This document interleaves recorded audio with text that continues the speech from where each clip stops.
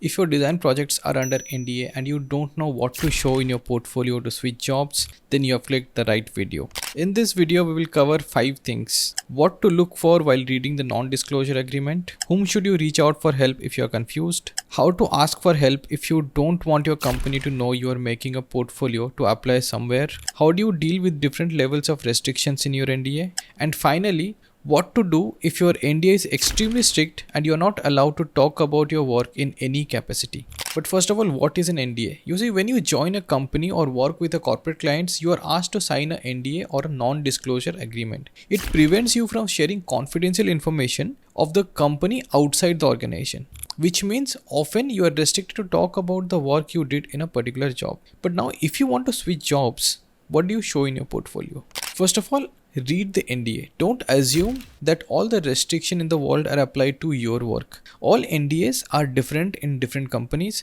Sometimes within a company also there are different restrictions for different teams. So read and find out the following 7 things. First is what is covered. What kind of information comes under NDA? Is it just the design artifacts like screens, or is it the entire design process? Then understand if you're allowed to share your work in a private setup like a one-on-one meeting with a potential recruiter. Also understand if restrictions are telling you to prevent sharing with competitors only or with just anyone outside the company. Then find out after which point can you talk about your work, like after project goes live, after you leave the company, or 1 year after you leave the company, and so on. Understand what the expiry date is. Then understand if you can abstract out the brand you worked for and show your work. This is especially important in service-based companies. When I say abstract out, it means instead of telling you worked for ICICI Bank, you say I worked for one of the largest bank in India. We'll cover it again later in this video as well. Then try to understand the consequence of violating the NDA. This is just for information. I'm not telling you to violate law in any form. And lastly, who can grant you the permission to talk about your work? For example, maybe you want to write a blog, so you can just run the draft through the concerned authority before publishing. Now, one thing I also understand is if you inquire about showcasing your work, people will suspect that you want to leave. So it is not that straightforward. I completely get it. And we will cover that later in this video as well. Now, if you cannot find the NDA or not able to understand it, here are all the people you can reach out for help. First is your manager. If he can't help, then go to HR. And if you cannot understand the NDA, I would suggest get in touch with a lawyer. It's okay to spend a little money on things that can have significant impact on your career. Then of course, talk to your trusted peers, seniors, and even ex-employees who have left the companies. Ask them how they managed to navigate the constraints of the NDA. But before you reach out to anybody, I would highly suggest you start using AI to understand the document. You can upload the document to Claude AI and understand what's inside the document. Now, if you tell your manager you are updating your portfolio, they might suspect you're planning to leave. To avoid that, here are a few other reasons you can give for asking about the NDA. By the way, to be clear, I don't want you to lie. I want you to genuinely create these situations for yourself. First one is you can tell your manager that you want to create a video on your learnings from the recent project. So, what are the restrictions? What can you talk about and what can you not talk about? Try to get the clarity from there.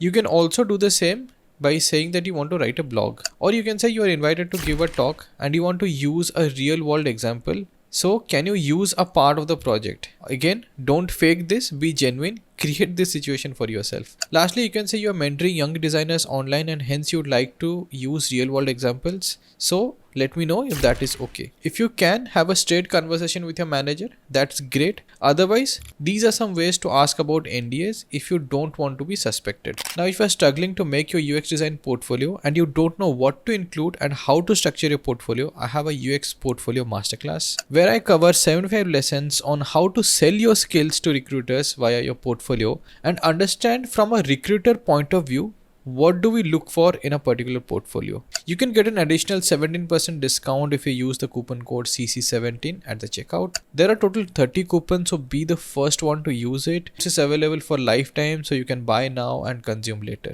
Link will be in the description to check it out. Now let's look at different levels of restrictions and how to navigate them. First one is if it is not allowed to share work in public, but sharing in private for certain use cases is allowed. In that case, publish your portfolio, give an overview of the case study that you have worked with, and then password protect the rest of the case study. Now, if you're not allowed to share any work with competitors, then first of all, understand who the competitors are, and then based on that list, apply elsewhere. Now, if it is allowed to share your work, but you can't tell which client you worked for, then just white label or anonymize the app. Basically, change the name, logo, brand color, etc. and then make sure you don't use any business critical information. Also, while talking about it, instead of saying ICICI Bank, you can just say you worked for a large private bank in India. Now, if that is also not allowed, then you can still talk about your learnings from working at a specific company. For example, you can talk about like how one time PM came up with a prescriptive solution, but you pushed back,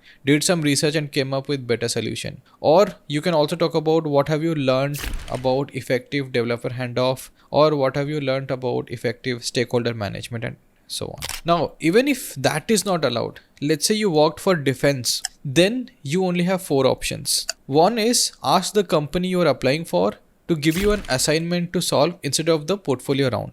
Big corporates have fixed ways of hiring, so they may not be flexible enough with this. But you will have more luck if you apply for startups and agencies. So try there first. In parallel, you can work on your personal project as well. Make sure you use all the new learnings to solve problems, and make sure you showcase those new learnings in your case study. Or you can also do a real side project. By real, I mean you work with a developer friend and make this project live and record its data. Then write a case study based on it. And lastly, do volunteer work for NGOs and family businesses or startups, etc. so that you get some showcase worthy work in your portfolio. In the end, no matter what, be ethical and give your best. NDAs put you at a disadvantage, but that does not mean you have reached a dead end. Understand the restrictions and navigate around that. Don't wait for things to happen. Start moving. That's it for the video. Please subscribe if you haven't. I have shared the link and discount code for the masterclass in the description. I will be sharing more videos on UX design and personal branding in the future. So see you in the next one. Thank you.